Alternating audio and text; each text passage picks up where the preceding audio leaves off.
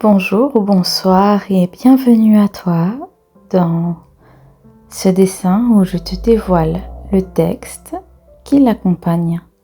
Tu le vois ici dans sa réalisation de A à Z. J'espère de tout mon cœur que ce texte te plaira, te transportera et n'hésite pas à me dire ce que tu ressens dans l'espace commentaire. Si voir une artiste qui s'exprime librement dans les différentes facettes de son art te plaît et c'est mon univers te transporte, n'hésite vraiment pas à t'abonner. Je te laisse donc admirer l'audio et le dessin.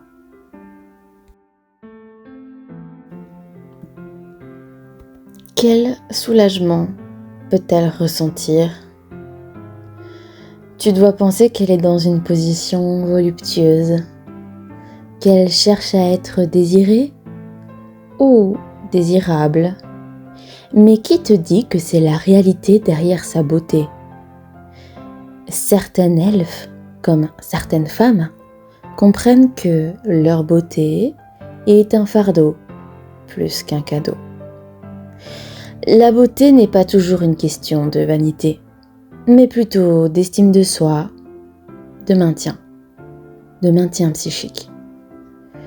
En sachant que celle-ci est sans cesse convoitée à des fins cupides, elle se protège en apprenant à être belle pour elle-même.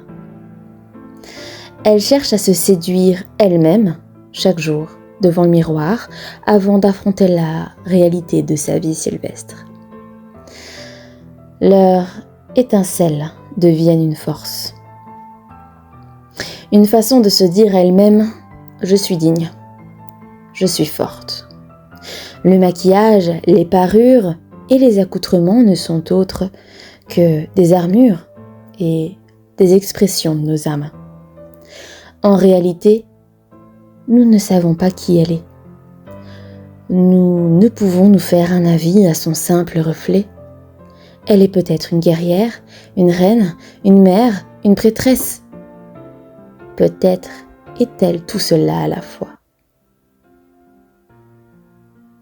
Selon ce que je ressens, elle porte beaucoup de poids. De lourdes charges qui lui cisaillent les épaules et entassent son dos. Dans tous les cas, elle connaît la douleur. Plus que son joli minois ne veut bien le laisser paraître. Élégance, perfection, majesté, c'est ce que toute elfe doit incarner. Et, m'a-t-on dit, il en est de même pour vous, femmes humaines. Paraît-il que le poids qui lui incombe depuis trop longtemps l'a épuisée au point qu'elle n'a plus connaissance des sensations qu'offre le plaisir, le soulagement et la paix. Alors, comme il est de coutume chez ses ancêtres, elle confie à l'eau ses plus lourds secrets. Je suis certaine que tu les portes, toi aussi, ces secrets. Le poids des choix, des sacrifices que l'on fait en silence. Le fait de comprendre ce que la société nous pousse à rejeter, de taire nos agissements ou ceux de nos proches, ces contradictions, les impulsions que l'on regrette instantanément. Quelle souffrance peut être le cœur tortueux qui n'écoute aucune raison. Ces moments où chaque décision semble tachée d'encre, comme le veut la plume capricieuse de celui ou celle qui écrit l'histoire de nos vies. J'ai plaisir à dire que ceux-ci sont ivres à la rédaction de certains chapitres.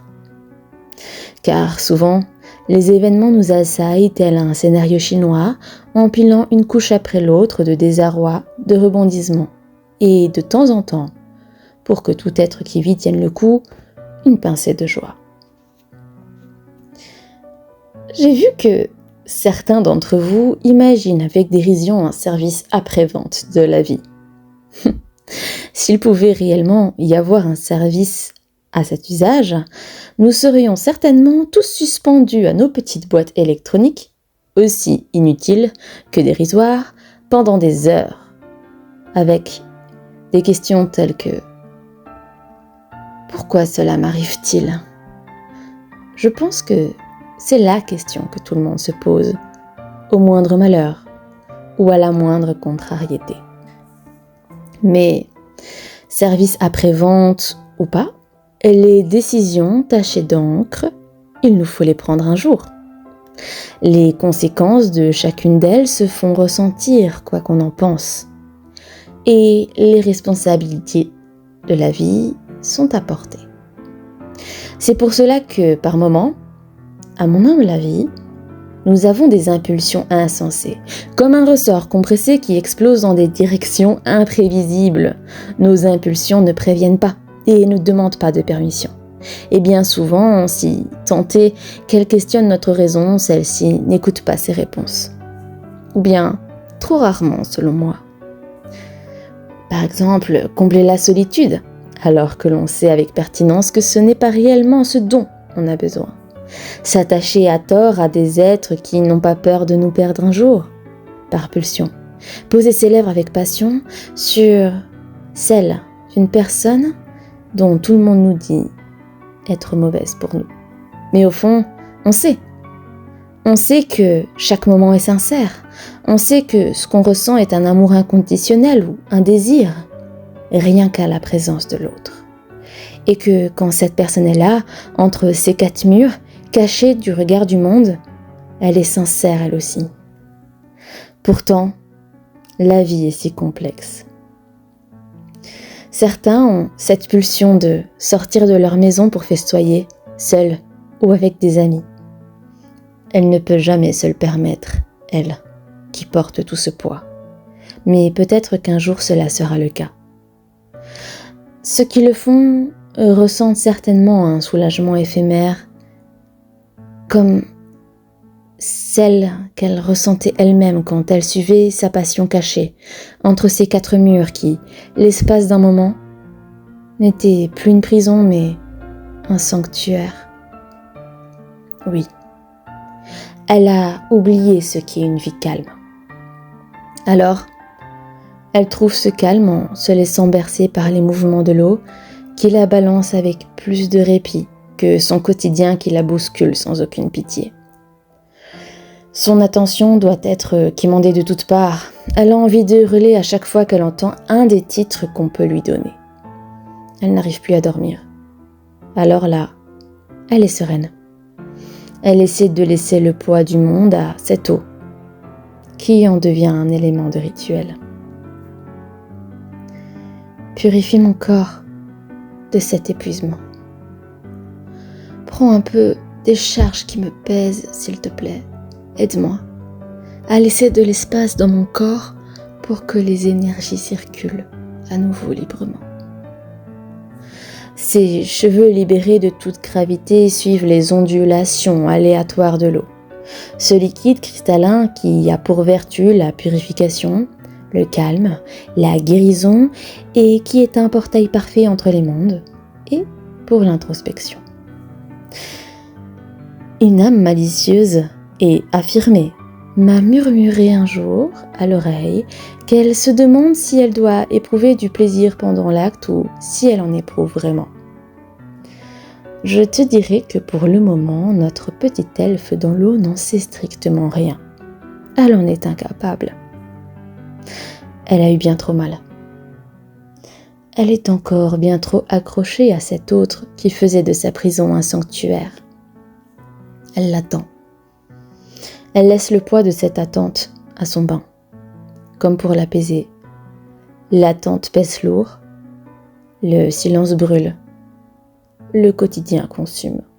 Alors oui, elle essaye.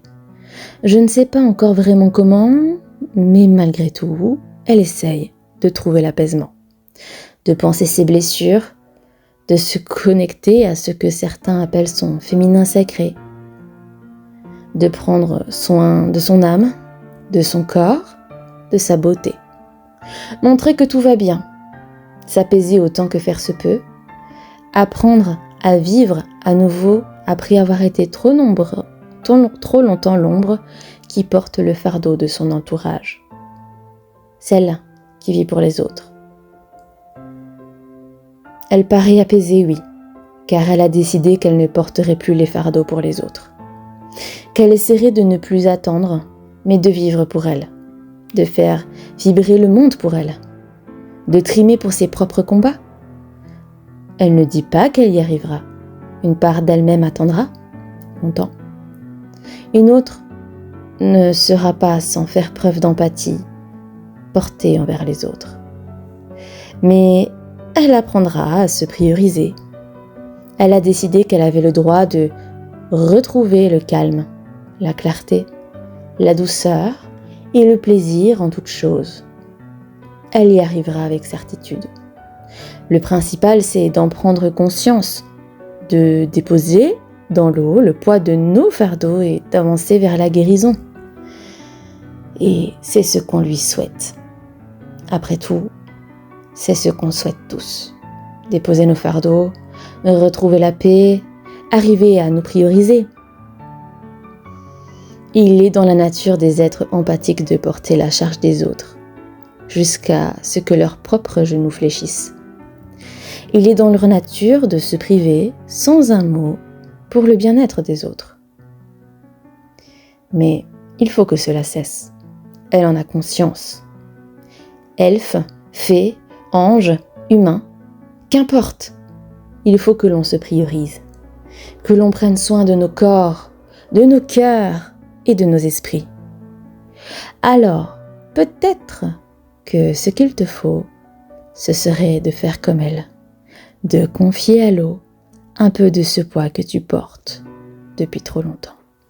Je te remercie de tout mon cœur d'avoir suivi ce dessin, cet audio.